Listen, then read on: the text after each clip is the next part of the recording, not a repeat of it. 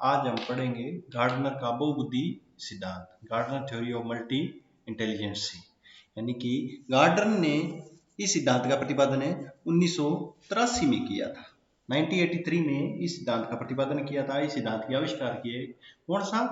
बहुबुद्धिवाद सिद्धांत। देखो, इस सिद्धांत में गार्डनर ने यह स्पष्ट किया कि बुद्धि का स्वरूप है वो एक कारकीय न होकर बहुकारकीय, यानी कि बुद्धि में एक तत्व नहीं है, बहुत से तत्वों का योग मिलकर बुद्धि का निर्माण हुआ है। गार्डनर ने मूलतः 7 तरह की बुद्धि का वर्णन किया, यानी कि गार्डनर ने बुद्धि के अंतर्गत कितने तत्व माने? 7 तत्व। मूल रूप से 1998 में इसमें 8वां प्रकार जोड़ा गया, जिसको प्रकृतिवाद भी कहते हैं, प्रकृति कहते हैं। 2000 में इसमें अस्तित्ववाद जोड़ा गया सिद्धांत, यानी कि गार्डनर के सिद्धांत में कुल मिलाकर कितने हुए? 9 तत्व। मूल रूप से 1983 में जब इस सिद्धांत का प्रतिपादन किया तो गार्डनर के सिद्धांत में कितने तत्व थे? 7 तत्व। और 98 में एक तत्व कौन सा जोड़ा गया?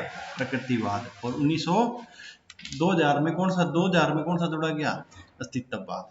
तो गार्डनर का जो बुद्धि सिद्धांत है, इसको हम सारणी के माध्यम से समझ सकते हैं। तो सारणी के माध्यम से समझने के लिए बुद्धिवाद सिद्धांत है वो इस प्रकार समझते हैं। पहला तो है बुद्धि के प्रकार, किस प्रकार की गार्डनर के अनुसार बुद्धि पाई जाती है व्यक्ति में, और फिर बुद्धि, उस बुद्धि से संबंधित जो प्रकार है उससे संबंधित उसकी क्या विशेषता है।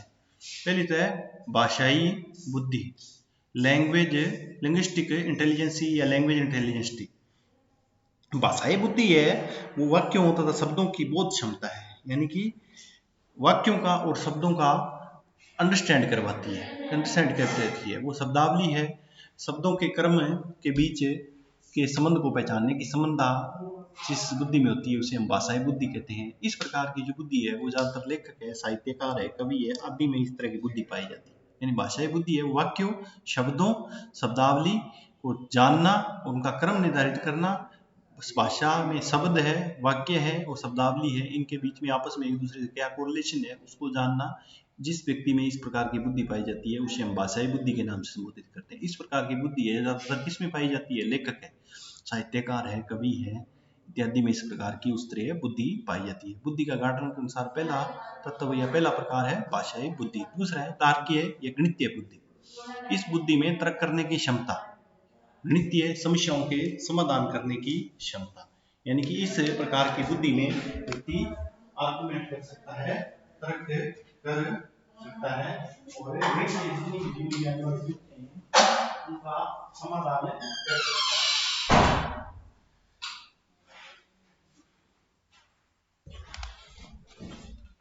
फिर अंकों के क्रम के पीछे संबंध को पहचाना, जो अंकों की सीक्वेंसी है उसके पीछे आपस में क्या संबंध है, कोई अंक आगे आता है कोई पीछे आता है, इसका क्या सीक्वेंसी इसको। फिर सादृश्य क्षमता, यानी परिस्थितियों में समस्याओं में समानता देख पाना, दो परिस्थितियां आपस में समान कितनी है, उनमें क्या क्या समानता है, इस चीज को देखने का काम किस बुद्धि के माध्यम से किया जा सकता है? तार्किक या गणितीय बुद्धि। किसी के व्यवहार में आए अकस्मात परिवर्तन को तर्क द्वारा समझना, गणितीय समस्याओं का समाधान करना। कोई भी व्यक्ति उसके व्यवहार में अचानक कोई परिवर्तन आता है उसे समझना हो तो हम किस प्रकार की बुद्धि का प्रयोग करेंगे? तार्किक या गणितीय बुद्धि का। तीसरी है स्थानिक बुद्धि, स्थान संबंधी सेप्चुअल इंटेलिजेंसी। इसमें स्थानिक चित्र को मानसिक रूप में परिवर्तन करने की क्षमता होती है। स्थानिक कल्पना करने की आदि की क्षमता इसमें निहित होती है। जैसे देखे गया जो स्थान है उसका मानचित्र प्रस्तुत करना। एक बार हम स्थान देकर आ गए और उसका द्वारा हमें किसी ने कहा भी मानचित्र तैयार करो, तो अगर व्यक्ति मानचित्र तैयार कर देता है तो उसमें कुछ प्रकार की बुद्धि पाई जाती है? स्थानिक बुद्धि। भाषा वाली बुद्धि में भाषा है, वाक्य है और शब्द है, उनको जानना, उनके बीच में संबंध करना। इसमें लेखक है, कवि है, साहित्यकार है, चित्रकार है। तो दूसरी कौन सी है? तार्किक या गणितीय बुद्धि। तार्किक या गणितीय बुद्धि है ज्यादातर किस प्रकार की बुद्धि है? तर्क करना, आर्गुमेंट करना, दो व्यक्ति के बीच में आपस में संबंध निर्धारित करना। स्थानिक बुद्धि है स्थान को एक बार देख लेना और उसके आधार पर उसका डायग्राम बनाना, स्थानिक बुद्धि की परिभाषा है। चौथी है शारीरिक गतिकी बुद्धि। इस तरह की बुद्धि में शारीरिक गति पर नियंत्रण रखने की क्षमता होती है। शरीर के जो अंग है उन पर नियंत्रण करने की क्षमता जिस बुद्धि के द्वारा होती है उसे शारीरिक गति बुद्धि के नाम से संबोधित किया जाता है। तथा वस्तुओं को सावधानी पूर्वक, यानी कि जो शरीर के अंग है उनको वस्तुओं से सावधानी पूर्वक रखना, एक जगह से दूसरी जगह उठाना करने की क्षमता आदि जिससे सम्मिलित होती है उसे शारीरिक बुद्धि कहते हैं। जैसे देखे गए स्थान जैसे इस प्रकार की बुद्धि है किसमें पाई जाती है? ज़्यादातर नर्तक नृत्य करते समय हाथ कहाँ लाना है, पैर कहाँ हिलाना है, क्या कॉम्बिनेशन रहेगा, पैर आगे करेंगे पीछे करेंगे। खिलाड़ी है खेल खेलते समय इस प्रकार की शारीरिक बुद्धि है उसका प्रयोग करते हैं। शरीर के जो विभिन्न अंग है उन पर नियंत्रण करते हैं। उदाहरण स्वरूप क्रिकेट खेलते समय बॉल की गति को पहचानना होता है, उसी के अकॉर्डिंग बल्ला घुमाना होता है। टेनिस खिलाड़ी है उसको टेनिस बॉल है वो उसको देख कर अपना बल्ला उठाना। न्यूरो सर्जन है चीर फाड़ करता है तो वो पहले से ही उसे पता होता है भी कौन सा कहाँ कौन से स्थान पर उसे सर्जन करना है, आविष्कार ऑपरेशन करना है, कहाँ चीरा लगाना है। शिल्पकार है इस प्रकार की बुद्धि का प्रयोग करता है आँख के माध्यम से। फिर है पांचवी संगीतात्मक बुद्धि, म्यूजिकल है इंटेलिजेंसी। इस बुद्धि में तार तत्व तथा लय की गति को सही ढंग से समझने की क्षमता सम्मिलित होती है। यानी कि जो संगीतात्मक बुद्धि होती है एक उसमें तार तत्व पिच तथा लय रिदम को सही ढंग से समझने की क्षमता जिस बुद्धि में निहित होती है। कोई संगीत चल रहा है, गाना चल रहा है, उसमें कितनी तारतम्यता है, कितना उसमें लय के साथ गाया जा रहा है, इस चीज को अगर पकड़ने की क्षमता जिस बुद्धि के द्वारा आती है उसे हम कौन सी बुद्धि बोलते हैं?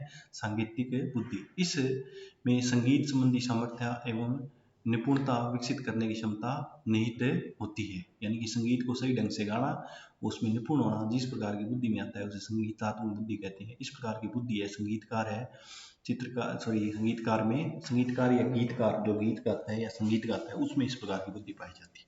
फिर अंतर्वृत्ति बुद्धि, इस प्रकार की बुद्धि भावों संवेगों को समझने एवं नियंत्रण करने की क्षमता है। इस तरह की बुद्धि है अपने भाव को समझना, अपने इमोशन प्रेम भय व क्रोध है इसको समझना और उन्हें नियंत्रित करने की क्षमता जिस बुद्धि के माध्यम से आती है उसे अंतर्व्यक्ति बुद्धि बोलते हैं। इसमें क्या होता है दो चीजें उनमें डिफरेंस करना आता है की क्षमता होती है। स्वयं के व्यवहार को निर्देशित करने और सूचनाओं का उपयोग करने की क्षमता आदि सम्मिलित होती है। जैसे परिस्थितियों के अनुसार अपने भाव है, चेहरे के हाव भाव है, संवेग है, प्रेम है, कंट्रोल को नियंत्रित कर लेता है, उसे हम अंतर्व्यक्तिक बुद्धि बोलते हैं। यानी कि संवेग भाव इमोशन इत्यादि को नियंत्रण करने की क्षमता जिस बुद्धि के माध्यम से आती है उसे हम कौन सी बुद्धि बोलते हैं? अंतर्व्यक्तिक बुद्धि। फिर है प्रकृतिवादी बुद्धि, इसे 1998 में जोड़ा गया है। इससे तात्पर्य है प्रकृति में मौजूद पैटर्न, यानी कि उसका पैटर्न कैसा है, उसका संरचना कैसी हुई है, कौन कौन से तत्वों से मिलकर प्रकृति का निर्माण हुआ है, कौन कौन से तत्व है प्रकृति में समाहित हुए हैं, कौन कौन से समायोजन किया गया है, इस ढंग की बुद्धि। जैसे किसान है वो प्रकृति के महत्व को समझता है, उसके अकॉर्डिंग अपनी फसल का उत्पादन करता है, बोता है, फिर उसे काटता है, फिर दोबारा बोता है, उसे काटता है। जैव वैज्ञानिक है जो जीवन कैसे जिया जाता है उसके प्रकृति के विषय में, वनस्पति विज्ञानी है वनस्पति के बारे में चर्चा करते हैं तो उसे प्रकृतिवादी बुद्धि कहते हैं। और ये प्रकृतिवादी बुद्धि है 1998 में हमारे बुद्धिवादी सिद्धांत गार्डनर के सिद्धांत में। यानी कि मूल रूप से गार्डनर के सिद्धांत में कितने तत्व थे? 7 ही तत्व थे। कौन कौन से?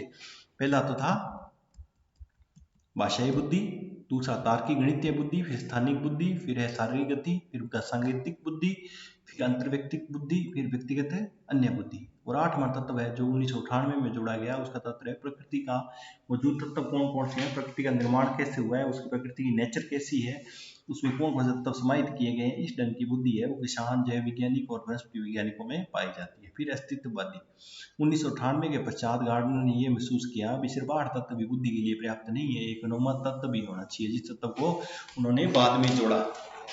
इसका तात्पर्य है मानव संसार में छिपे हुए रहस्यों को, जैसे जिंदगी क्या चीज है, मौत क्या चीज है, मानव अनुभूति की वास्तविकता में उपयुक्त प्रश्न पूछकर जानने की क्षमता। इस ढंग की बुद्धि दार्शनिक है चिंतकों में अधिक देखने को मिलती है। यानी कि मनुष्य की डेथ होने के बाद में ऐसी क्या चीज है जो निकल कर चली जाती है और फिर दूसरे शरीर में प्रवेश कर लेती है, कैसे करती है, इस चीज को जो जानने की क्षमता, यानी कि सत्य के साथ जीवन मरण के चक्कर को समझती है। आत्मा क्या है, परमात्मा क्या है, इस चीज के बारे में जिस चीज को पता लगाना हो तो उस जिस समय जिसका उपयोग करते हैं हमारी बुद्धि का, तो उसे हम बोलते हैं अस्तित्ववादी बुद्धि। फिर है कार्टर ने यह भी स्पष्ट किया प्रत्येक सामान्य व्यक्ति में उपयुक्त 9 तरह की बुद्धि होती है। यानी प्रत्येक व्यक्ति में 9 तरह की बुद्धि होती है। संगीतात्मक बुद्धि, स्थानिक बुद्धि, व्यक्तिगत बुद्धि, अंतर्व्यक्तिगत बुद्धि है, ये है संगीतात्मक है, और उसके बाद प्रकृतिवादी है, अस्तित्ववादी है। परंतु कुछ विशेष कारण जैसे अनुवांशिकता, हेरिडिटी या प्रशिक्षण के कारण किसी व्यक्ति में कोई बुद्धि अधिक विकसित हो जाती जाती है और कोई कम या सामान्य। ये जो 9 प्रकार की बुद्धियां हैं, हेरिडिटी और विशेष ट्रेनिंग के द्वारा कई व्यक्तियों में संगीतात्मक बुद्धि ज्यादा होती है, किसी अंतर व्यक्ति बुद्धि ज्यादा होती है, किसी में स्थानिक बुद्धि ज्यादा होती है, कईयों में प्रकृतिवादी बुद्धि ज्यादा होती है, कईयों में अस्तित्ववादी बुद्धि ज्यादा होती है। हर व्यक्ति में यह बुद्धि अलग अलग पाई जाती है, सारों में एक जैसी समान नहीं होती। इसके आधार पर यह समझा जा सकता है क्यों किसी एक क्षेत्र में कोई व्यक्ति बहुत तेज होता है पर किसी अन्य क्षेत्र में वह सामान्य रहता है। यानी कोई व्यक्ति एक क्षेत्र में तो एक्सपर्ट है, गणित पढ़ाने में तो एक्सपर्ट है, पर हिंदी में वो एक्सपर्ट नहीं है। ऐसा क्यों है?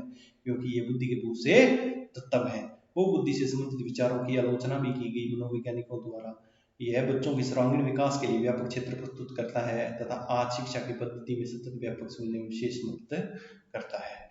गिलफोर्ड के त्रिआयामी सिद्धांत द्वारा बुद्धि की अवधारणा को दैनिक जीवन की उदाहरण देकर समझाइए। इस तथ्य एवं व्यापक मूल्यांकन की धारणा समझें। वुड गार्डन के बहुवादी सिद्धांत से कैसे है इसके बारे में बात की है। इनकी बुद्धि के गार्डन सिद्धांत है उसका प्रतिपादन कब हुआ था? 1983 में। कितने तत्व थे मूल रूप से? इसमें 7 तत्व थे मूल रूप से। फिर 8वां तत्व इसमें कब जोड़ा गया? 8वां तत्व 1918 में, 1998 में। 9वां कौन सा तत्व जोड़ा गया था? प्रकृतिवादी। 9वां तत्व कौन सा था? 2000 में जोड़ा गया अस्तित्ववादी।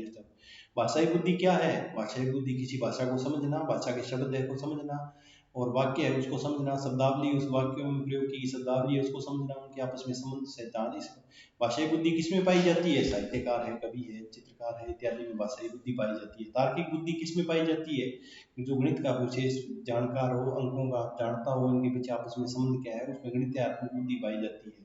किसी व्यवहार का अकस्मात परिवर्तन हुआ है तो उसकी जानकारी प्राप्त करने के लिए हम किस प्रकार की बुद्धि का उपयोग करें? तार्किक या गणितीय बुद्धि। स्थानिक बुद्धि को मानसिक रूप से परिवर्तन करने की क्षमता नहीं होती है। किसी स्थान को एक बार देख लेना, उसके आधार पर चित्र तैयार करना, मानचित्र तैयार करना, उसे स्थानिक बुद्धि बोलते हैं। शारीरिक गति बुद्धि कौन सी होती है? शरीर के अंग है, शरीर की गतिविधि है, नियंत्रण करने की क्षमता जिस बुद्धि के द्वारा आती है उसे शारीरिक बुद्धि कहते हैं। शारीरिक बुद्धि का इस्तेमाल कौन करता है? नर्तक करता है, खिलाड़ी करते हैं। कौन से खेल है जिनमें शारीरिक बुद्धि का इस्तेमाल करते हैं? क्रिकेट है, टेनिस बॉल है, खिलाड़ी है, न्यूरोसर्जन है, शिल्पकार है आदि शारीरिक बुद्धि का इस्तेमाल करते हैं। संगीतात्मक बुद्धि है, इसमें क्या होता है? इसमें तार तत्व और लय को सही ढंग से समझने की क्षमता सम्मिलित होती है। और इस प्रकार की बुद्धि का उपयोग कौन करते हैं? संगीतकार व गीतकार। अंतर्व्यक्ति बुद्धि क्या होती है?